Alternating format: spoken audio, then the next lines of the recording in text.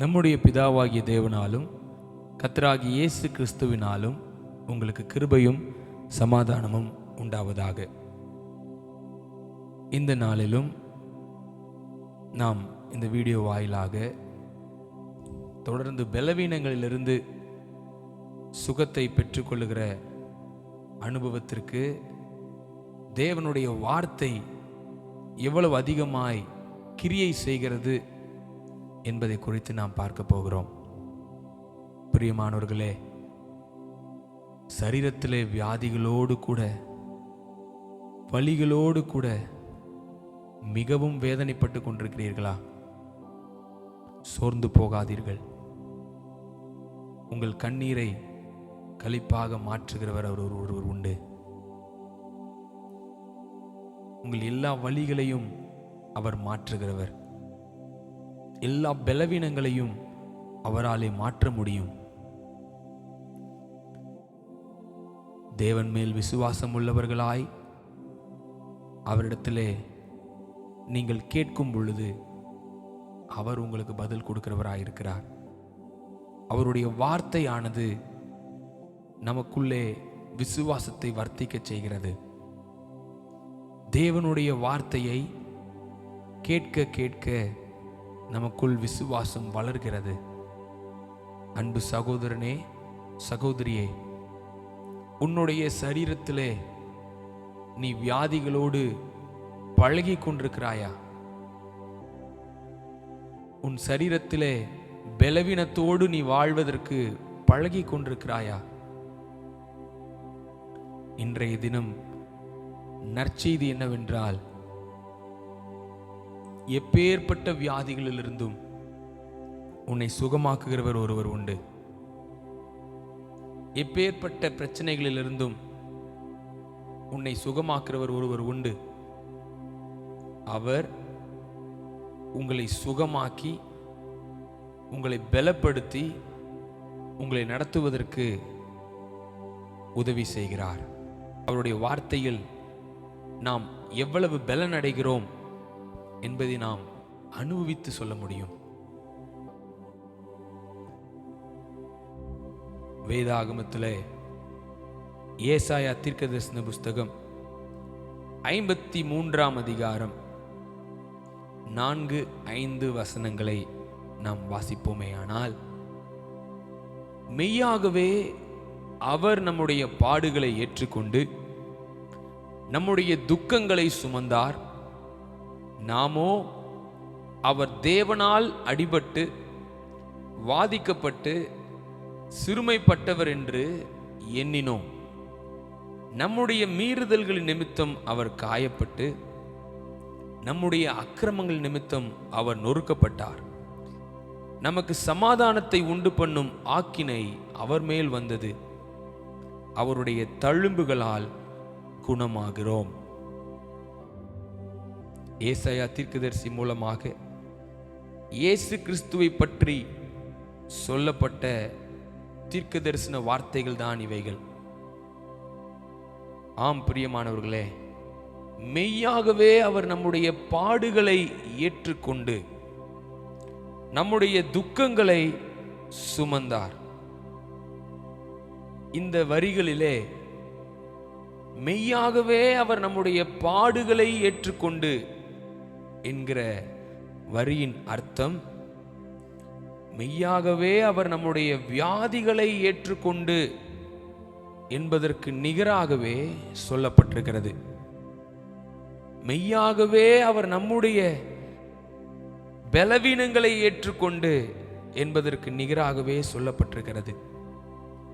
இங்கு கொடுக்கப்பட்டிருக்கிற பாடுகள் சரீர பலவீனங்களை குறிக்கிறதாக இருக்கிறது என்று வேத வல்லுநர்கள் குறிப்பிடுகிறார்கள். பிரியமானவர்களே, இந்த வசனம் சொல்லுகிற உண்மை அப்பொழுது என்ன? மெய்யாகவே அவர் நம்முடைய பலவீனங்களை, மெய்யாகவே அவர் நம்முடைய வியாதிகளை, பாடுகளை ஏற்றுக்கொண்டு, அடுத்த வரி சொல்லுகிறது, நம்முடைய துக்கங்களை சுமந்தார். இங்கே துக்கம் என்று சொல்லப்பட்டிருக்கிறது சரீரத்தில் வருகிற வலியை குறிக்கிறது. பெயின். தலைவலியோ, முதுகு வலியோ, கழுத்து வலியோ, கை வலியோ, கால் வலியோ, பல்லு வலியோ, நெஞ்சு வலியோ, வயிற்று வலியோ, எலும்பு வலி, எந்த காரியத்தின் மூலமாக உங்களுக்கு வலி வந்து கொண்டிருக்கிறதோ, உங்கள் சரீரத்திலே வேதனையோடு கூட வலி தாங்க முடியவில்லை என்று சொல்லி கதறிக்கொண்டிருக்கிறீர்களா? இந்த வசனம் கூறுகிற உண்மையை பாருங்கள். நம்முடைய துக்கங்களை சுமந்தார், இந்த வலி வேதனையை அவர் சுமந்தார் என்று ஏசாயா தீர்க்கதரிசி மூலமாக சொல்லப்படுகிறது. பிரியமானவர்களே, உங்க சரீரத்தில் இருக்கும் பலவீனங்களை குறித்து நீங்கள் கவலைப்பட வேண்டாம். உங்கள் சரீரத்திலே சொல்லப்பட முடியாதபடி இருக்கிற வலி வேதனைகளை குறித்து நீங்கள் பயப்பட வேண்டாம். இந்த வசனத்திலே தீர்க்க தரிசன வார்த்தையாக ஏசாயா மூலம் சொல்லப்பட்டது நிறைவேறினது. இயேசு கிறிஸ்து மூலமாக அது நிறைவேறினது. தீர்க்க தரிசனங்கள் நிறைவேறியது. அது நமக்கு இப்பொழுது பாக்கியமாக கொடுக்கப்பட்டிருக்கிறது, பரிசாக கொடுக்கப்பட்டிருக்கிறது, கிருபையாக கொடுக்கப்பட்டிருக்கிறது, ஈவாக நாம் பெற்றிருக்கிறோம். ஏசாயா எழுதுகிறார், நம்முடைய மீறுதல்கள் நிமித்தம் அவர் காயப்பட்டு, நம்முடைய அக்கிரமங்கள் நிமித்தம் அவர் நொறுக்கப்பட்டார். நமக்கு சமாதானத்தை உண்டு பண்ணும் ஆக்கினை அவர் மேல் வந்தது, அவருடைய தழும்புகளால் குணமாகிறோம். பிரியமானவர்களே, நம்மளுடைய மீறுதல்கள், நம்மளுடைய அக்கிரமங்கள், இவைகளே நம்மளுடைய சரீரத்தை அழிப்பதற்கு நேராக இழுத்து கொண்டு போய்கொண்டிருக்கலாம். நமக்குள் இருக்கும் பாவம் நம்மை அழிவுக்கு நேராக கொண்டு போய் கொண்டிருக்கலாம். நாம் செய்த தவறான செயல்கள் மூலம் நம் சரீரம் இப்பொழுது மிகவும் பாதிக்கப்பட்டிருக்கலாம். ஆனால் நற்செய்தி என்னவென்றால்,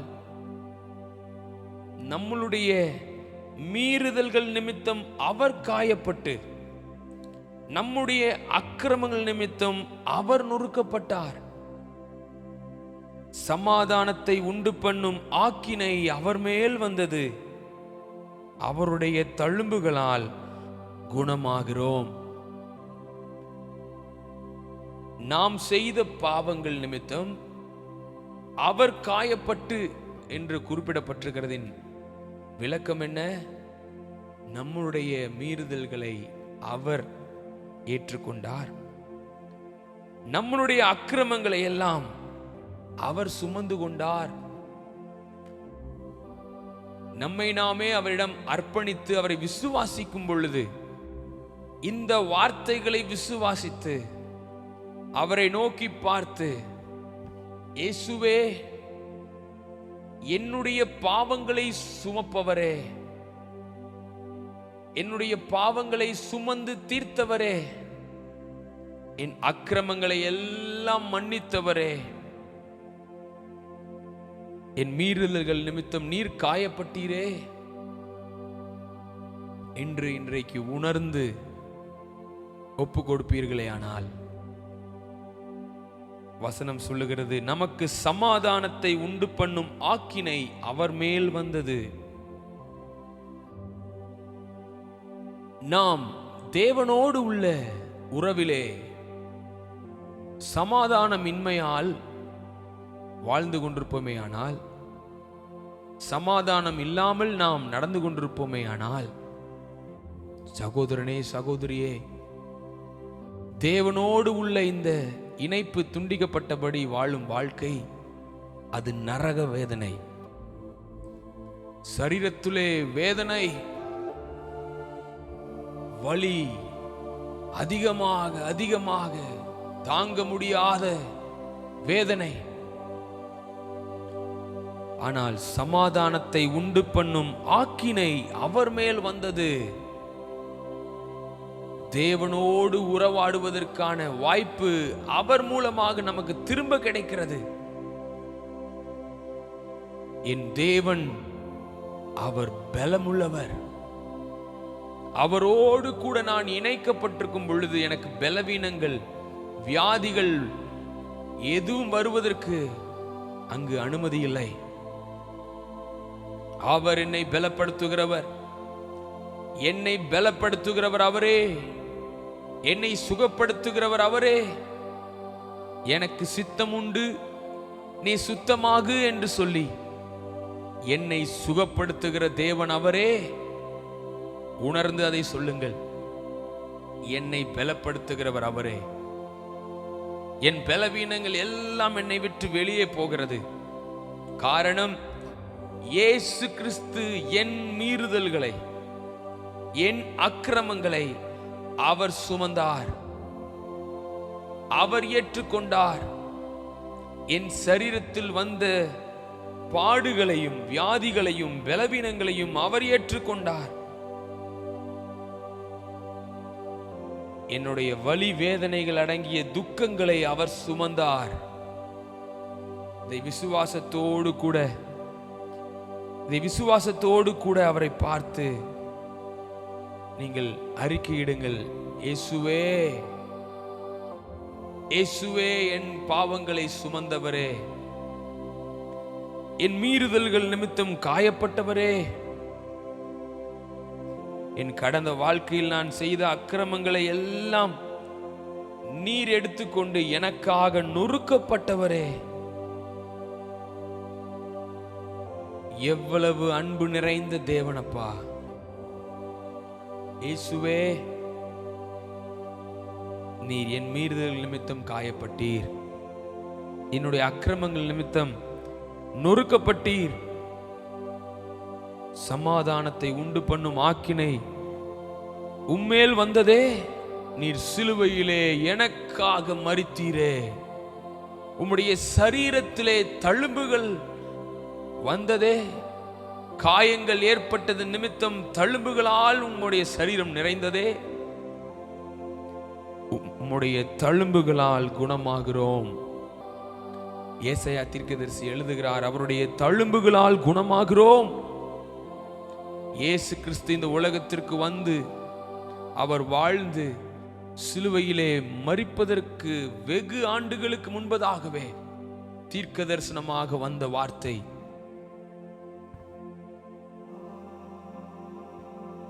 அவருடைய தழும்புகளால் குணமாகிறோம், அவருடைய தழும்புகளால் குணமாகிறோம். நம்மளுடைய சுய எண்ணங்கள் நிமித்தம் அல்ல, திட்டங்கள் நிமித்தம் அல்ல, அவருடைய தழும்புகளால் குணமாகிறோம். இந்த குணமாக்கப்படுதல் உள்ளிருந்து வெளியாக நடக்கிறது. நாம் ஆவி ஆத்துமா சரீரமாக படைக்கப்பட்டிருக்கிறோம். மிகவும் உள்ளான பகுதிதான் நமக்குள்ளே தேவன் கொடுத்திருக்கும் ஆவி. தேவன் படைத்த பொழுது மனிதனின் ஆவி பரிசுத்த ஆவியானவரை உள்வாங்கிக் கொண்டு வாழ்வதற்கேற்ற ஆற்றலை உடையதாய் உருவாக்கப்பட்டது. அது வெறுமையாக அல்ல, மனிதனின் ஆவியினுடைய ஆற்றலே அது தேவ ஆவியை உள்வாங்கிக் கொள்ளும் திறனோடு கூட படைக்கப்பட்டது. பாவம் வந்தவுடன் மனிதனின் ஆவி அந்த ஆற்றலை இழந்து போகிறது. இதன் காரணமாகவே தேவனோடு உள்ள உறவு துண்டிக்கப்படுகிறது. அதுவே மரணமாக வேதாகமம் சொல்லுகிறது. சாகவே சாவாய் என்று ஆதாமுக்கும் ஏவாளுக்கும் தேவன் சொன்ன அந்த வார்த்தை உள்ளான அந்த ஆவிக்குரிய வாழ்க்கையை அது சாகடித்தது. அக்கிரமங்களினாலும் பாவங்களினாலும் மரித்தவர்களாயிருந்தோம். ஆவியானது கரைபடிந்த பொழுது, ஆவியானது செத்து போன பொழுது, அடுத்து ஆத்துமாவானது கரைபடிந்து மாம்ச எண்ணங்கள் எல்லாம் நிரப்பினது. அக்கிரம எண்ணங்கள், மீறுதல் குணங்கள், எல்லா சுபாவங்களும் நிரப்பினது. ஆத்துமா முழுவதும் கரைபடிந்தது. இதன் விளைவாக அடுத்தது சரீரம் பாதிக்கப்படுகிறது. சரீரம் முழுவதும் பலவீனப்படுகிறது. எல்லா அவயவங்களும் பலவீனத்தை நோக்கி பயணிக்கிறது. இதன் முடிவாக சரீரமும் ஒரு நாள் மரித்து போகிறது. தேவன் இல்லாத மனிதன் ஆவிக்குரிய வாழ்க்கையிலே செத்துப்போன வாழ்க்கை. ஆத்துமா முழுவதும் கரைபடிந்த தேவனுக்கு விரோதமான எண்ணமுடைய ஆத்துமா, சரீரம் பலவீனப்பட்டு மரணத்தை நோக்கி போகிற சரீரம். இந்த மூன்றிலும் இருந்து விடுதலையை அனுபவிக்க உள்ளான ஆவிக்குரிய பகுதி மறுபடியும் பிறக்கப்பட வேண்டும். மறுபடியும் அது அந்த ஆற்றலை பெற்றுக்கொள்ள முடியும். அது இயேசு கிறிஸ்துவால் மாத்திரம் நடக்கப்படுகிறது, நிறைவேற்றப்படுகிறது. அன்பு சகோதரனே, சகோதரியே, இந்த 2 வசனங்களை படித்து மீண்டுமாய் உணர்ந்து கொள்வோம். மெய்யாகவே அவர் நம்முடைய பாடுகளை ஏற்றுக்கொண்டு நம்முடைய துக்கங்களை சுமந்தார். நாமோ அவர் தேவனால் அடிபட்டு வாதிக்கப்பட்டு சிறுமைப்பட்டவர் என்று எண்ணினோம். நம்முடைய மீறுதல்கள் நிமித்தம் அவர் காயப்பட்டு, நம்முடைய அக்கிரமங்கள் நிமித்தம் அவர் நொறுக்கப்பட்டார். நமக்கு சமாதானத்தை உண்டு பண்ணும் ஆக்கினை அவர் மேல் வந்தது. அவருடைய தழும்புகளால் குணமாகிறோம். இன்றைய நாள்ல பலவீனத்தோடு இருக்கிற சகோதரனே, சகோதரியே, நீ சிலுவையை நோக்கி பார். இயேசு கிறிஸ்து சிலுவையிலே எப்படி மரித்தார் என்பதை நினைத்து பார். அதை விசுவாசிப்பாயா? அதை ஏற்றுக்கொள்வாயா? இன்றைக்கு உன் சரீரத்திலே ஒரு பெரிய மாற்றம் நடக்கும். அது நிச்சயம் நடக்கும். இயேசு கிறிஸ்துவை விசுவாசி, அப்பொழுது நீயும் உன் வீட்டாரும் ரட்சிக்கப்படுவீர்கள் என்பது நிச்சயம் நிறைவேறும். நிச்சயம் நிறைவேறும். மெய்யாகவே அவர் நம்முடைய பாடுகளை ஏற்றுக்கொண்டு என்பது மெய்யாகவே அவர் நம்முடைய பலவீனங்களை, நம்முடைய வியாதிகளை ஏற்றுக்கொண்டு நம்முடைய துக்கங்களை சுமந்தார். பிரியமானவர்களே, வேதாகமத்தில் இஸ்ரவேல் ஜனங்கள் வனாந்திரத்திலே சுற்றித் திரிந்த நாட்களிலே கானானுக்கு போய் கொண்டிருக்கும் பிரயாணத்திலே தேவனோடு உள்ள உறவு துண்டிக்கப்பட்ட பொழுது அந்த வனாந்திரத்தில் இருக்கும் எல்லா கொல்லிவாய் சர்ப்பங்களும் வந்து இஸ்ரவேல் ஜனங்களை கடித்ததாம். எல்லா கொல்லிவாய் சர்ப்பங்களின் விஷங்களும் இந்த சரீரத்திற்குள்ளாக பாய்ந்தது. இஸ்ரவேல் ஜனங்களின் சரீரங்கள் எல்லாம் பலவீனப்பட்டு அது மரித்து போனதாய் மாறினது. யாரையெல்லாம் இந்த விஷம் தாக்கினதோ, யாரையெல்லாம் இந்த சர்ப்பங்கள் தாக்கினதோ, அந்த தாக்கத்தின் நிமித்தமாகவே எல்லா இஸ்ரவேல் ஜனங்களும் மரணத்தை சந்தித்தனர். இந்த நிலை மாற வேண்டுமானால் எல்லாரும் மோசேயிடம் வந்து கதறினார்கள். மோசே, நாங்கள் எல்லாரும் மரித்து போய் கொண்டிருக்கிறோம். இந்த சர்ப்பத்தின் விஷமானது எங்கள் யாவரையும் சாகடித்துக் கொண்டிருக்கிறது. இந்த சர்ப்பத்தை இதில் எங்களிடமிருந்து போய்விடச் செய்யும். இந்த கொல்லிவாய் சர்ப்பங்கள் எங்களிடத்தில் இல்லாதபடி அதை போய்விடச் செய்யும் என்று சொல்லி வந்து கேட்டார்கள். மோசே தேவனிடம் கேட்டபொழுது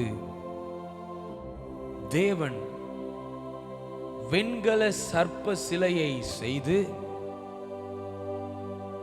அதை கோலினாலே தூக்கி நிறுத்தச் சொன்னார். இஸ்ரவேல் ஜனங்கள் பிழைக்க வேண்டுமானால் தூக்கப்பட்டிருக்கிற வெண்கல சர்ப்ப சிலையை நோக்கி பார்க்க வேண்டும். யார் ஒருவர் நான் மரிக்க கூடாது, நான் பிழைக்க வேண்டும் என்று விரும்புகிறார்களோ, பிழைக்க விரும்புகிறவர்கள் அத்தனை பேர்களும் அன்றைய தினம் வனாந்தரத்திலே தூக்கப்பட்டிருக்கிற அந்த வெண்கல சர்ப்ப சிலையை நோக்கி பார்க்க வேண்டும். நம்பிக்கையோடு நான் பிழைப்பதற்கு அது ஒரு வழி என்பதை நம்பிக்கையோடு நோக்கி பார்த்த அத்தனை பேரும் அன்றைய தினம் பிழைத்தார்கள். சரீரம் புதுபலன் கொண்டது. மரணத்தை ஜெயித்தார்கள். சரீரத்திலே விஷ தாக்குதலில் நிமித்தம் அழிந்து போய் கொண்டிருந்த அவயவங்கள் எல்லாம் புது அவயவங்களாக மாறினது. சரீரம் புதுபலன் கொண்டது. ஜீவன் பிறந்தது. இது எதற்கு அடையாளமாயிருக்கிறது? பிரியமானவர்களே, அன்றைய தினம் மோசேயின் மூலம் வனாந்திரத்திலே தூக்கப்பட்ட வெண்கல சர்ப்ப சிலை எதற்கு நிகராக கொடுக்கப்பட்டிருக்கிறது என்பதை வேதாகமம் தெளிவாக பதிவிடுகிறது. யோவான் எழுதின சுவிசேஷம் 3ஆம் அதிகாரம் 14ஆம் வசனத்திலிருந்து நாம் வாசிப்போமேயானால், சர்ப்பமானது மோசேயினால் வனாந்திரத்திலே உயர்த்தப்பட்டது போல மனுஷகுமாரனும் தன்னை விசுவாசிக்கிறவன் எவனோ அவன் கெட்டு போகாமல் நித்திய ஜீவனை அடையும்படிக்கு உயர்த்தப்பட வேண்டும். தேவன் தம்முடைய ஒரே பேரான குமாரனை விசுவாசிக்கிறவன் எவனோ அவன் கெட்டு போகாமல் நித்திய ஜீவனை அடையும்படிக்கு அவரை தந்தருளி இவ்வளவாய் உலகத்தில் அன்பு கூர்ந்தார். பிரியமானவர்களே, யோவான் தெளிவாய் பதிவிடுகிற வார்த்தைகளை கவனியுங்கள். சர்ப்பமானது மோசேயினால் வனாந்திரத்திலே உயர்த்தப்பட்டது போல, சர்ப்பமானது மோசேயினால் வனாந்திரத்திலே எப்பொழுது உயர்த்தப்பட்டது? அது நாம் முன்பு குறிப்பிட்டது போல இஸ்ரவேல் ஜனங்கள் தேவனோடு உள்ள உறவை துண்டித்துக் கொண்டு விசுவாசிக்காமல் நம்பிக்கை இல்லாமல் அவர்கள் பேசிக் கொண்டிருந்த அந்த தருணம், கொல்லிவாய் சர்ப்பங்கள் வந்து இஸ்ரவேல் ஜனங்களை கடித்தது. விஷம் சரீரத்தில் ஏறினது. அவயவங்கள் எல்லாம் உருவழிந்து போய் கொண்டிருந்தது. செயல்பட வேண்டிய அவயவங்கள் எல்லாம் செயல்பாடை இழந்து கொண்டிருந்தது. அந்த சரீரங்கள் எல்லாம் வியாதிப்பட்டு பலவீனப்பட்டு அழிவை நோக்கி போய் கொண்டிருந்தது. அவைகள் மரித்து போய் கொண்டிருந்தனர். ஒவ்வொருவரும் மரித்து போய் கொண்டிருந்தார்கள். மரித்து போய் கொண்டிருந்த அந்த நேரத்தில் என்னாகமம் 21ஆம் அதிகாரம், என்னாகமம் 21 7, 8, 9 வசனங்களை வாசிப்போமேயானால், அதனால் ஜனங்கள் மோசேயினிடத்தில் போய், நாங்கள் கர்த்தருக்கும் உமக்கும் விரோதமாய் பேசினதினால் பாவம் செய்தோம், சர்ப்பங்கள் எங்களை விட்டு நீங்கும்படி கர்த்தரை நோக்கி விண்ணப்பம் பண்ண வேண்டும் என்றார்கள். மோசே ஜனங்களுக்காக விண்ணப்பம் பண்ணினான். அப்பொழுது கர்த்தர் மோசேயை நோக்கி, நீ ஒரு கொள்ளிவாய் சர்ப்பத்தின் உருவத்தை செய்து அதை ஒரு கம்பத்தின் மேல் தூக்கி வை. கடிக்கப்பட்டவன் எவனோ அவன் அதை நோக்கி பார்த்தால் பிழைப்பான் என்றார். அப்படியே மோசே ஒரு வெண்கல சர்ப்பத்தை செய்தான். அந்த வெண்கல சர்ப்பத்தை நோக்கி பார்த்தவர்கள் பிழைத்தார்கள். பிரியமானவர்களே, இந்த வசனங்களிலிருந்து தேவன் நமக்கு கற்றுக் கொடுக்க விரும்புகிற உண்மை என்னவெனில், அன்றைய தினத்தில் இஸ்ரவேல் ஜனங்களை ஜீவனோடு காப்பாற்ற தேவன் அந்த வெண்கல சர்ப்ப சிலையின் மேல் விசுவாசம் வைப்பதற்கு ஒரு சூழ்நிலையை ஏற்படுத்தினார்.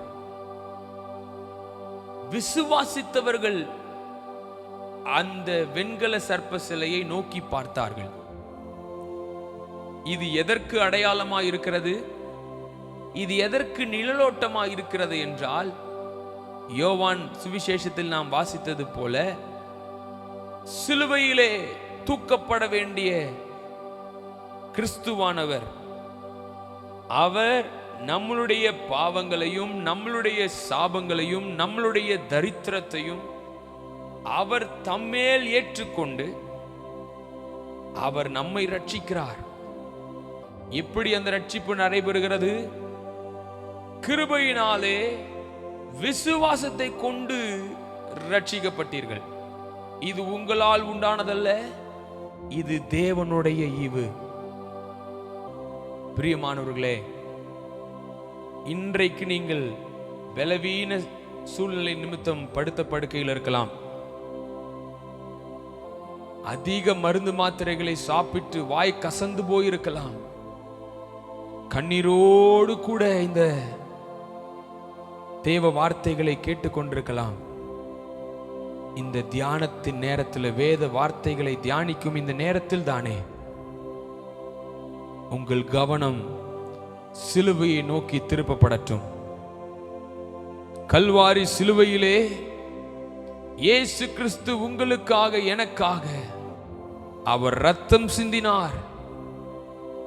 அவருடைய சரீரம் நமக்காக பிற்கப்பட்டது.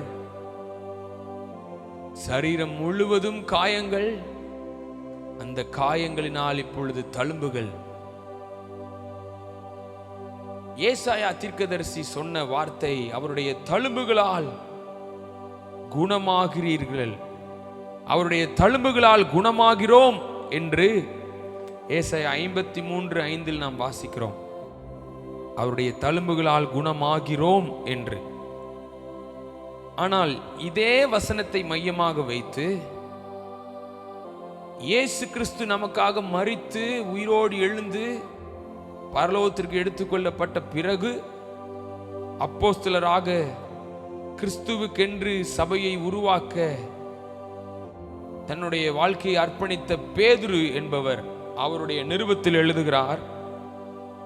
1 பேதுரு 2ஆம் அதிகாரம் 24ஆம் வசனத்திலே, நாம் பாவங்களுக்கு செத்து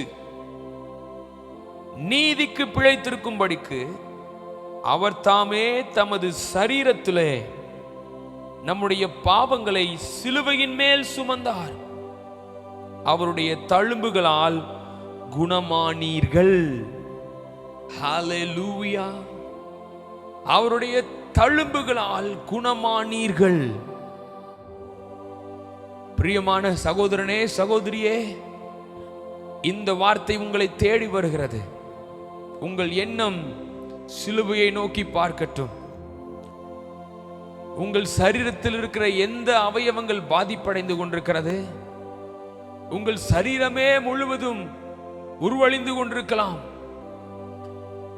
நீங்கள் அவரை நோக்கி பாருங்கள். விசுவாசத்தோடு சிலுவையை நோக்கி பாருங்கள். அந்த சிலுவையில் நடந்ததுதான் என்ன? சற்று யோசித்து பாருங்கள். சிலுவையில் நடந்த அற்புதம் என்னவென்றால், இன்றைக்கு நீங்கள் பட்டு கொண்டிருக்கிற இந்த பாடுகளை அவர் மேல் ஏற்றுக்கொண்டார். இன்றைக்கு உங்கள் சரீரத்திலே நீங்கள் பட்டு கொண்டிருக்கிற இந்த வேதனைகளை அவருடைய சரீரத்தில் ஏற்றுக்கொண்டார். இதை விசுவாசியுங்கள். சிலுவையில் நடந்த அற்புதமான சம்பவம்.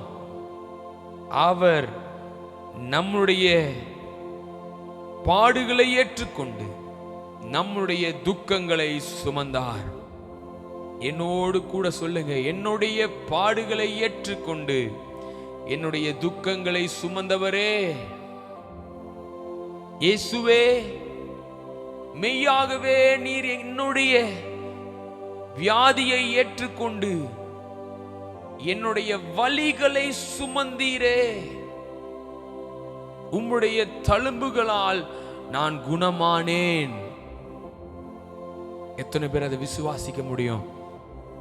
அன்பு சகோதரனே, சகோதரியே, இந்த வார்த்தை இன்றைக்கு உனக்குள்ளே விசுவாசத்தை வளர வைக்கட்டும். அவர் அற்புதம் செய்கிறவர், அவர் அதிசயம் செய்கிறவர். நீ விசுவாசித்தபடியே உனக்கு ஆக கடவது என்று சொல்லி அற்புதம் செய்கிறவர். சிலுவையை நோக்கி பார்.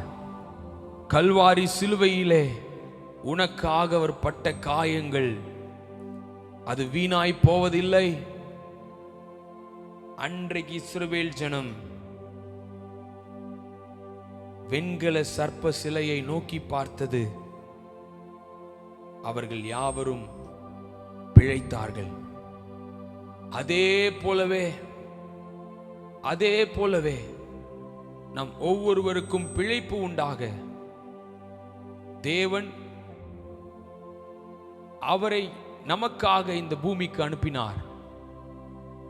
சிலுவையிலே அவரை நாம் நோக்கி பார்க்கும் பொழுது, எனக்காக சிலுவையிலே அவர் என்ன ஆனார் என்பதை நோக்கி பார்க்கும் பொழுது, அந்த காட்சி நம்மை சுகப்படுத்துகிறது.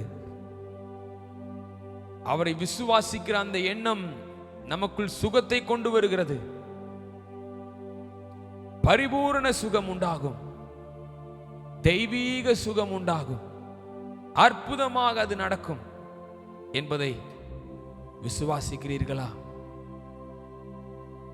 உங்கள் சரீரத்தில் என்ன வியாதி இருக்கிறதோ அந்த வியாதி சிலுவையிலே அவர் சுமக்கிறார் என்பதை ஆவியின் கண்களிலே பாருங்கள். விசுவாசியுங்கள், விசுவாசியுங்கள். அற்புதமாய் அது மாறுகிறது, அது நடக்கிறது. இந்த வசனங்களை நம்புங்கள். ஏசாயா தீர்க்கதரிசி பல ஆண்டுகளுக்கு முன்பாக சொன்னதை இயேசு கிறிஸ்து வந்து அதை நிறைவேற்றினார். மெய்யாகவே அவர் அதை சுமந்து கொண்டார் என்பதை விசுவாசியுங்கள். அவருடைய தழும்புகளால் நாம் குணமாகிறோம் என்பதை விசுவாசியுங்கள். எல்லா வியாதிகளையும் வலிகளையும் அவர் சுமந்து கொண்டார். உங்கள் சரீரத்தில் இருக்கிற பலவீனங்களை அவர் சுமந்து கொண்டார். அவர் சரீரத்திலே பட்ட எல்லா காயங்களுக்கும் ஒரு காரணம் உண்டு. அவர் சரீரத்திலே உண்டான எல்லா தழும்புகளுக்கும் ஒரு அர்த்தம் உண்டு. பரிகாரி ஆகிய கர்த்தர் அவர் நமக்காக பரிகாரியானார். நம்மளுடைய அக்கிரமங்களுக்கான பரிகாரம் அவர் செய்யப்பட்டார், அவர் செலுத்தினார். நம்மளுடைய மீறுதல்கள் நிமித்தம் அவர் காயப்பட்டார். இந்த வார்த்தைகள் தொடர்ந்து உங்கள் மேல் விசுவாசத்திலே உங்களை வளர வைக்கட்டும். உங்களுக்குள்ளே கர்த்தர் அற்புதமாய் இந்த காரியத்தை அவர் செய்கிறார். உங்க வாழ்க்கையிலே இவைகள் நிறைவேறுகிறதா இருக்கிறது.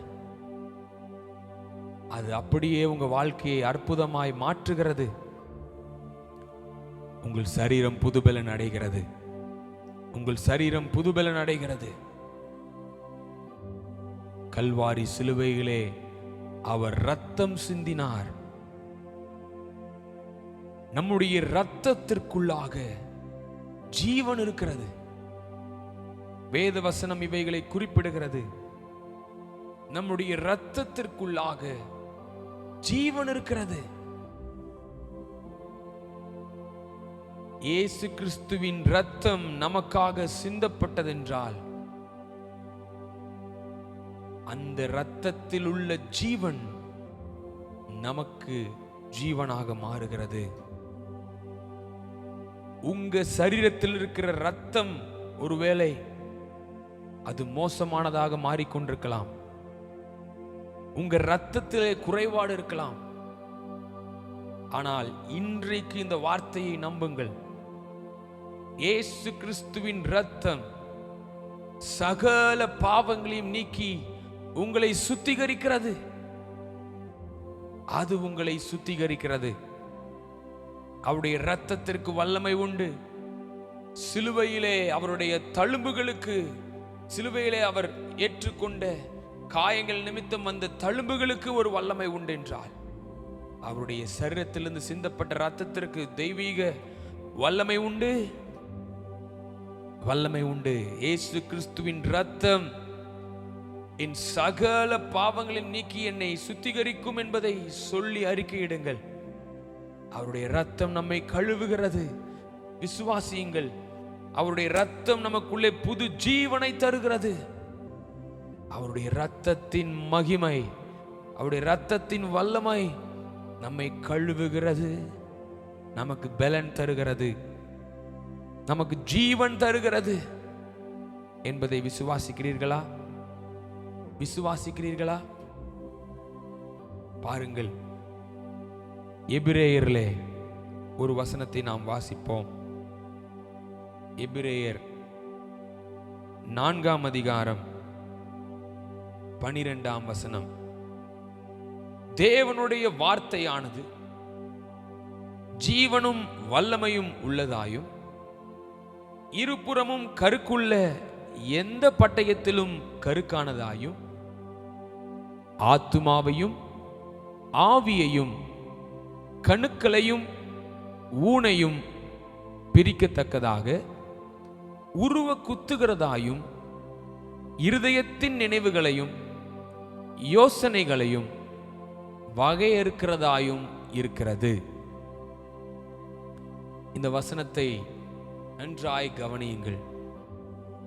தேவனுடைய வார்த்தையானது எப்படிப்பட்டதா இருக்கிறது என்பதை விளக்குகிறது. இன்றைக்கு நீங்கள் கவனித்துக் கொண்டிருக்கிற இந்த தேவனுடைய வார்த்தை, அவருடைய தழும்புகளால் நீங்கள் குணமானீர்கள். மெய்யாகவே அவருடைய தழும்புகளால் நீங்கள் குணமாகினீர்கள். இன்னும் இந்த தேவனுடைய வார்த்தை அது எப்படிப்பட்டதா இருக்கிறதாம்? வசனத்தில் வாசிக்கிறோம், ஜீவனும் வல்லமையும் உள்ளதாயும். எத்தனை பேர் இதை விசுவாசிக்கிறீங்க இன்றைக்கு? அன்பு சகோதரனே, நீ இதை விசுவாசிப்பாயா? சகோதரி, நீங்கள் இதை விசுவாசிப்பீர்களா? தேவனுடைய வார்த்தை ஜீவன் உள்ளது. தேவனுடைய வார்த்தை வல்லமை உள்ளது. உங்க சரீரத்திற்கு ஜீவன் வருகிறது என்று அதுவே ஆதாரமாய் மாறுகிறது. இயேசு கிறிஸ்துவின் வார்த்தையானது வல்லமை நிறைந்ததாக இருக்கிறது. பாருங்கள், உங்கள் சரீரத்திற்கு வல்லமை இல்லாமல், சக்தி இல்லாமல், பலன் இல்லாமல் குன்றி போய் கொண்டிருக்கிறது. நான் வலுவிழந்து கொண்டிருக்கிறேன் என்று சொல்லி கலங்குகிறீர்களா? தேவனுடைய வார்த்தையை நீங்கள் கேட்டுக்கொண்டிருக்கிற இந்த வேளையிலே உங்களுக்குள் ஜீவன் உருவாகிறது. உங்களுக்குள் ஜீவன் உருவாகிறது. விசுவாசியுங்கள். சோர்ந்து போக வேண்டிய அவசியம் இல்லை. நீங்கள் கலங்கி நிற்க வேண்டிய வேலை இல்லை. இது ஜீவனை பெற்றுக் கொள்ளுங்கள். இயேசு கிறிஸ்துவின் ஜீவன் உங்களுக்குள் வருகிறது. தேவனுடைய வார்த்தையானது ஜீவனும் வல்லமையும் உள்ளதாயிருக்கிறது. வல்லமை உள்ளதாயிருக்கிறது. அது உங்களுக்குள் வல்லமையை உருவாக்குகிறது. உங்களுக்குள் ஒரு பலனை உருவாக்குறது. அந்த வார்த்தைகள் உங்களுக்குள்ளே ஒரு சக்தியை கொடுக்கிறது. நீங்கள் எழும்ப போகிறீர்கள். நீங்கள் எழும்ப போகிறீர்கள். உங்களுடைய பலவீனம் மாறுகிறது. நீங்கள் எழும்ப முடியும். உங்களுக்குள்ளே வல்லமை உருவாகிறது. தேவனுடைய வார்த்தையானது அதை உங்களுக்குள் கொடுக்கிறது. தேவனுடைய வார்த்தையானது ஜீவனும் வல்லமையும் உள்ளதாயும் இருபுறமும் கருக்குள்ள எந்த பட்டயத்திலும் கருக்கானதாயும். அது ரொம்ப ஷார்ப்பா இருக்குது. தேவனுடைய வார்த்தை அது ரொம்ப கருக்கானதா இருக்கிறது. அர்த்தம் என்ன? இது எதற்குள்ளும் பாய்ந்து செல்லும், எதையும் கிழித்து கொண்டு உள்ளே செல்லும். எப்பேற்பட்ட அனுபவங்களையும் அது தந்து உங்களுக்குள்ளே செல்லுகிறதா இருக்கிறது. அது அற்புதமாய் உங்களை நடத்துகிறதா இருக்கிறது. அது வேறு எந்த வார்த்தைகளை விடவும் மிகவும் தெளிவாக துல்லியமாக உங்களுக்குள் பேசப்படுகிறதா இருக்கிறது. அது இருபுறமும் கருக்குள்ள எந்த பட்டயத்திலும் கருக்கானதா இருக்கிறது. பாருங்கள், வசனம் சொல்லுகிறது ஆத்துமாவையும் ஆவியையும் என்று ஆரம்பிக்கிறது. இது ஒரே ஒரு தேவனுடைய வார்த்தையே தான். அது கிழித்து கொண்டு உள்ளே ஆத்துமாவுக்கு செல்லுகிறது. ஆத்துமா எவ்வித ஜென்ம சுபாவங்கள் மூலமாகவும் மாம்சீக எண்ணங்கள் மூலமாகவும் கரைபட்டு இருந்தாலும் அவைகளிலிருந்து உங்களை புதுப்பித்து பலன் தந்து உங்களுக்குள்ளே திவ்ய சுபாவத்தை உருவாக்குவதற்கு அதுவே பலன் தருகிறது. தேவனுடைய வார்த்தையானது ஜீவனை தந்து பலன் தர வைக்கிறது.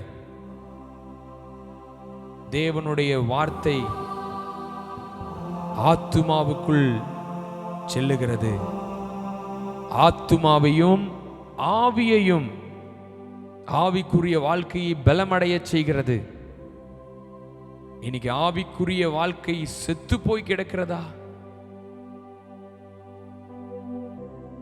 ஆவிக்குள்ளான அனுபவங்கள் இல்லாமல் இருக்கிறதா? இன்றைக்கு தேவனுடைய வார்த்தை அது ஆத்துமாவையும் ஆவியையும் கணுக்களையும் ஊனையும் பிரிக்கத்தக்கதாக, ஆத்துமாவையும் ஆவியையும் கணுக்களையும் ஊனையும் என்று வார்த்தை தெளிவாய் போடப்பட்டிருக்கிறது. சகோதரனே, சகோதரியே, இன்றைக்கு இந்த வார்த்தை உன் சரீரத்திற்குள்ளாக பாய்ந்து செல்லுகிறது. ஆவிக்குரிய சுகம் உன்னை தேடி வருகிறது. எஸ்,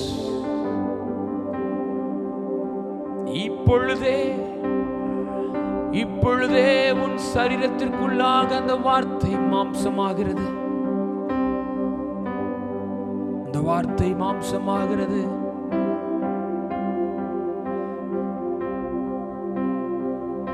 பலவீனம் இனி உங்களுக்குள் இருக்க வேண்டிய அவசியம் இல்லை. நீங்கள் எதை இப்பொழுது நம்புகிறீர்கள்? பலவீனத்தோடே நான் வாழப்போகிறேன் என்பதையா? என் பலவீனங்களை, என் பாடுகளை, என் வியாதிகளை அவர் ஏற்றுக்கொண்டார் என்பதை விசுவாசித்து வாழப்போகிறீர்களா? இன்றைக்கு இந்த வார்த்தையை உங்களுக்குள்ள செயல்படுவதற்கு அனுமதி கொடுங்க, அர்ப்பணியுங்க. இந்த வார்த்தை உங்களுக்குள்ள அது ஜீவனாயும் வல்லமையாயும் செயல்படுகிறது. இருபுறமும் கருக்குள்ள எந்த பட்டயத்திலும் கருக்கானதாய் தெளிவா உங்களுக்குள்ள அது அற்புதத்தை நடத்துது. பகுதி பகுதிகளாக எந்த இடங்களில் எல்லாம் பிரச்சனை இருக்குதோ ஒவ்வொரு இடத்திற்குள்ளாய் சென்று அது ஊடுருவி சென்று அது ஒரு அற்புதத்தை நடத்துகிறது. கணுக்களையும் ஊனையும், கணுக்கள் ஊன் எலும்புகளுடைய ஜாயிண்ட்ஸ் உடைய இடங்களா இருக்கட்டும், எலும்புகள் இணைக்கப்பட்டிருக்கிற இடமாக இருக்கட்டும், எலும்புகளுக்குள் இருக்கும் அந்த ஊனாக இருக்கட்டும், போன் மேரோ, அந்த எலும்புகளுக்குள் இருக்கும் ஊன் மூலமாக தான் இரத்தம் உற்பத்தி ஆகிறது. நமக்குள்ளே இரத்தத்தின் உற்பத்தி திறனை இந்த ஊன் தான் செயல்படுத்துகிறது. சிவப்பணுக்கள், வெள்ளை அணுக்கள், என்ன பிரச்சனை இருந்தாலும் இந்த ஊனிலிருந்து தான் அது துவங்குகிறது. தேவனுடைய வார்த்தையானது இந்த ஊனுக்குள்ளும் அது பாய்ந்து செல்லுகிறது. உங்க சரீரம் எது நிமித்தம் பலவீனப்படுகிறதோ அந்த இடத்திற்கு தேவனுடைய வார்த்தை அது ஊடுருவி செல்ல முடியும். விசுவாசிங்க, இன்னைக்கு எந்த பகுதியில் இருந்தாலும் தேவனுடைய வார்த்தையானது இன்னைக்கு அது ஊடுருவி செல்லுகிறது. ஹல்லேலூயா. சுகம் உங்களை தேடி வருகிறது. தேவனுடைய வார்த்தை உள்ளுக்குள்ளே போக போக பலவீனங்கள் வெளியே செல்லுகிறது. சுகவீனம் உங்களை விட்டு வெளியேறுகிறது. தெய்வீக சுகம் உங்களை தேடி வருகிறது. எந்த பகுதி பிரதர், எந்த பகுதி சிஸ்டர், அந்த பகுதியில் ஒரு சுகம் தேவனுடைய வார்த்தையை கொண்டு அது நடக்கிறது. இந்த வேளையில அற்புதமாக ஒரு சுகத்தை நீங்கள் அனுபவிக்க முடியும். ஹல்லேலூயா. ஜீவன் வருகிறது. பெற்றுக்கொள்வோமா? ஜீவனை பெற்றுக்கொள்ளுகிறேன். இயேசு கிறிஸ்துவின் இரத்தத்தினாலே கழுவப்பட்டவனாய், அவருடைய தழும்புகளால் சுகமாக்கப்பட்டவனாய்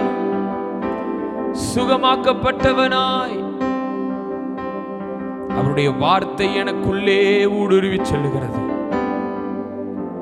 ஜீவன் உள்ளதும் வல்லமை உள்ளதுமாயிருக்கிறது தேவனுடைய வார்த்தை. விசுவாசத்தோடு கூட சொல்லுங்க, தேவனுடைய வார்த்தை ஜீவன் எனக்குள்ள கொடுக்குது. தேவனுடைய வார்த்தை எனக்கு ஜீவனை கொடுத்து கொண்டிருக்கிறது. தேவனுடைய வார்த்தையை நான் கேட்க கேட்க எனக்குள்ள ஜீவன் வந்துகிட்டு இருக்கிறது. நான் விசுவாசிக்கிறேன். எத்தனை பேர் சொல்றீங்க இதை? சொல்லுங்க, நான் விசுவாசிக்கிறேன். எனக்குள்ள ஜீவன் வருகிறது. எனக்குள்ள ஜீவன் வந்து கொண்டிருக்கிறது. விசுவாசத்தோடு அவரை நான் நோக்கி பார்க்கிறேன்.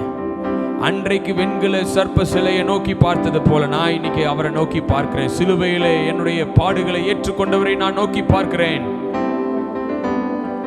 என் பரிகாரி ஆகிய கிறிஸ்துவை நான் நோக்கி பார்க்கிறேன். ஹல்லேலூயா, ஹல்லேலூயா. தேவனுடைய வார்த்தை எனக்கு ஜீவனை கொடுக்கிறது, எனக்கு வல்லமையை கொடுக்கிறது. அந்த வல்லமை உள்ள வார்த்தைகள் எனக்குள்ள வல்லமையை தருகிறது. சொல்றீங்களா? அறிக்கையிடுங்க. விசுவாசம் உள்ளுக்குள்ள உருவாச்சுன்னா அது வெளியே வார்த்தையின் மூலம் வரணும். விசுவாசம் உள்ளுக்குள்ள உருவாகுது தேவனுடைய வார்த்தையின் மூலமாக. நான் அது அடுத்தது வாயினால் அறிக்கை செய்யப்படணும். நீங்க அறிக்கை செய்யுங்க. உள்ள உணர்வானவங்க ஒவ்வொரு வாய்களை திறந்து சொல்லுங்க, இந்த தேவனுடைய வார்த்தையை நான் விசுவாசித்து உள்ள எடுத்துக் கொள்கிறேன். அது ஜீவனா எனக்குள்ளே மாறுகிறது. எனக்குள்ளே வல்லமையாய் அது மாறுகிறது. இயேசுவே, உங்க வார்த்தை இருபுறமும் கருக்குள்ள எந்த பட்டயத்திலும் கருக்கானதா இருக்கிறது. அது போக முடியாத இடம் என்று எதுவும் இல்லை. அது எதையும் கிழித்துக் கொண்டு உள்ளே செல்லும். துல்லியமாக அது செய்ய வேண்டியவைகளை செய்யும். ஒரு மருத்துவர் அறுவை சிகிச்சையை செய்வதற்கு எவ்வளவு ஷார்ப்பான கத்திகளை பயன்படுத்துவாரோ, துல்லியமாக அவைகளை அறுத்து எடுக்க வேண்டியவைகளை வெளியே எடுப்பார். தைக்க வேண்டியதை வைத்து தைப்பார். அதை விடவும் இருபுறமும் கருக்குள்ள எந்த பட்டயத்திலும் கருக்கானதா இருக்கிறது தேவனுடைய வார்த்தை. ஹல்லேலூயா. ஒரு தெய்வீக சிகிச்சை அளிக்கப்படுகிறது உன் சரீரத்தில். தேவனுடைய வார்த்தை, தேவனுடைய வார்த்தை உனக்குள்ளே அது செல்லுகிறது. உனக்குள்ளே ஜீவன் வருகிறது, வல்லமையாய் உன்னை மாற்றுகிறது. அது ஊனையும் விட்டு வைக்க போறதில்லை. அது கணுக்களையும் ஊனையும் செயல்பாட்டுக்கு கொண்டு வருகிறது. அன்பு சகோதரனே, அன்பு சகோதரியே, பிளட் டெஸ்ட் எடுத்து பார்க்கும் பொழுது அற்புதத்தை பார்க்க முடியும், முன்னேற்றத்தை பார்க்க முடியுது. என தேவனுடைய வார்த்தை செயல்பட்டு இருக்குது. தேவனுடைய வார்த்தை உனக்குள்ளே மாற்றத்தை கொடுத்து கொண்டிருக்கிறது. அறிக்கை செய். அது எனக்கு ஜீவனை கொடுக்கிறது. தேவனுடைய வார்த்தையானது ஜீவனும் வல்லமை உள்ளதா எனக்குள்ளே செயல்படுத்துகிறது. எனக்குள்ளே ஜீவனை செயல்படுத்துகிறது. ஆற்றல் எனக்குள் உருவாகிறது. நான் பலவீனன் அல்ல, நான் பலவான். எனக்குள்ளே பலன் உருவாகிறது. என்னுடைய பலவீனமான இந்த நேரத்தில் அவர் பலனாக எனக்கு தருகிறார். நான் பலன் அடைந்து கொண்டிருக்கிறேன், நான் பலன் அடைந்து கொண்டிருக்கிறேன் என்று சொல்ல முடியுமா? ஆத்துமாவையும் ஆவியையும் கணுக்களையும் ஊனையும் பிரிக்கத்தக்கதாக உருவ குத்துகிறதாயும், ஹல்லேலூயா, இருதயத்தின் நினைவுகளையும் யோசனைகளையும் வகையறுக்கிறதாயும் இருக்கிறது. உங்கள் இருதயத்தின் யோசனைகள் என்னவா இருக்கிறது? உங்கள் இருதயத்தின் சிந்தனைகளும் நினைவுகளும் எப்படி இருக்கிறது?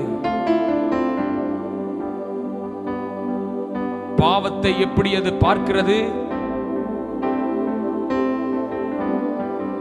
பாவம் எனக்குள் இருக்கக்கூடாது என்று உங்கள் இருதயம் முடிவெடுக்கிறதா? அதே போல வியாதி எனக்குள் இருக்கிறதா? வியாதி எனக்குள் இருக்கக்கூடாது என்கிற முடிவு இருதயம் எடுக்கணும். வியாதியோடு பழகல, சிறு வயது முதல் இருக்கிறது என்று அதே பழக்கத்தோட இனி நீங்க இருக்க வேண்டிய அவசியம் இல்லை. டிவைன் ஹீலிங்க்கு நீங்க எக்ஸ்பெக்ட் பண்ணலாம். தெய்வீக சுகத்தை நீங்கள் எதிர்பார்க்கலாம். மனுஷனால முடியாதவைகளின் தேவனாலே கூடும்.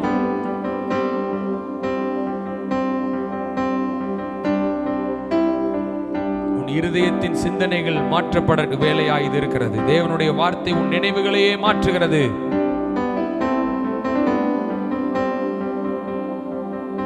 முடியாது என்று, முடிந்து விட்டது என்று நீ தீர்த்த எல்லா தீர்ப்புகளையும் மாற்றி எழுதுகிறவர் அவர். மனிதனுடைய ரிப்போர்ட்ஸ் உன் இருதயத்தின் நினைவுகளை மாற்றிவிட்டதா? எல்லாமே முடிந்தது என்று நீ சொல்லிக் கொண்டிருக்கிறாயா?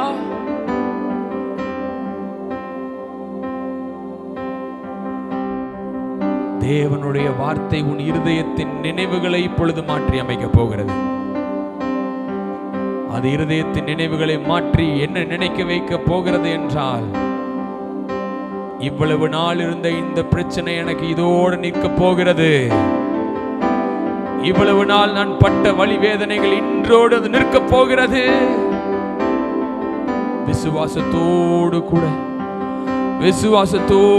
கூட என்னோடு கூட சேர்ந்து சொல்லுங்க, என் சரீரம் புதுபலன் கொள்ளுகிறது. என் எல்லா மீறுதல்களும், என் எல்லா பாவங்களையும் அவர் ஏற்றுக்கொள்ளுகிறார்.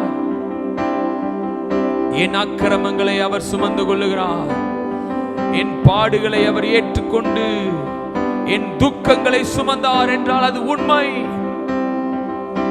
என் சரீரத்தில் இருக்கிற இந்த வியாதி, அது எந்த வியாதியாயிருந்தாலும் அதை சொல்லுங்க, வாயில திறந்து சொல்லுங்க. உங்களுக்கு சொல்லப்பட்டிருக்கிற பிரச்சனைகள் என்னவோ அதை வாயை திறந்து சொல்லுங்க. இந்த பிரச்சனை, இந்த தலைவலி, இந்த காய்ச்சல், இந்த இரத்த பிரச்சனைகள், இந்த நரம்பு பிரச்சனைகள், எலும்பு சம்பந்தப்பட்ட பிரச்சனைகள், வெளியே கண்டுபிடிக்க முடியாத என்னுடைய சரீரத்தில் இருக்கிற பிரச்சனைகள் எதுவாயிருந்தால் இதை அப்படியே சிலுவையிலே இருப்பவர் எதை ஏற்றுக்கொள்ளுகிறார், அதை சுமந்து கொள்ளுகிறார். அதை சுமந்து கொள்ளுகிறார். அவருடைய தழும்புகளால் நான் குணமானேன்.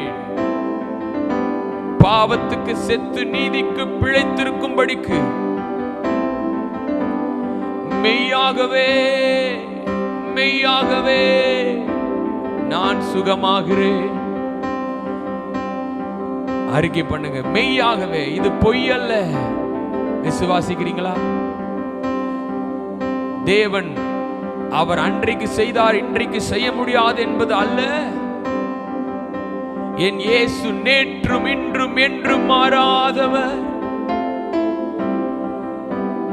எப்பேற்பட்ட பிரச்சனைகளையும் அவர் தீர்க்க வல்லவர். சகல வியாதிகளையும் சுகமாக்குகிறவர். இயேசு கிறிஸ்து எப்படி சுற்றி திரிந்தாராம்? நன்மை செய்கிறவராகவும் பிசாசினால் அகப்பட்ட யாவரையும் குணமாக்குகிறவராகவும் சுற்றி திரிந்தார். அவர் போகும் இடமெல்லாம் சுகம். பலவீனங்கள் எல்லாம் மறைந்து போனது.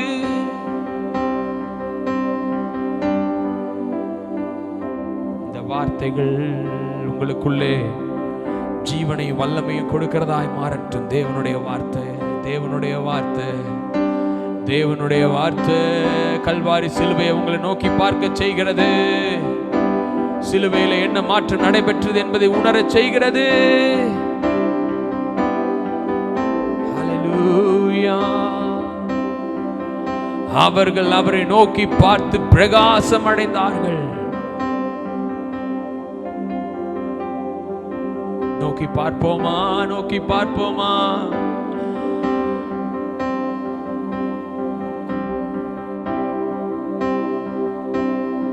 உம்மை ஊக்கமாய் நோக்கி பார்த்தே, உண்மையாய் வெட்கமடையே. உம்மை ஊக்கமாய் நோக்கி பார்த்தே, உண்மையாய் வெட்கம் அடையே. தமது முக பிரகாச தினமும் என்னில் வீசிடுமே. தமது முக பிரகாசம் தினமும் என்னில் வீசிடுமே. திருப்பாதம் நம்பி வந்தே, கிருபை நீரை இயேசுவே. தமதன்பை கண்டடைந்தே, தேவ சமூகத்திலே. ஆமென். தமதன்பை கண்டடைந்தே, தேவ சமூகத்திலே.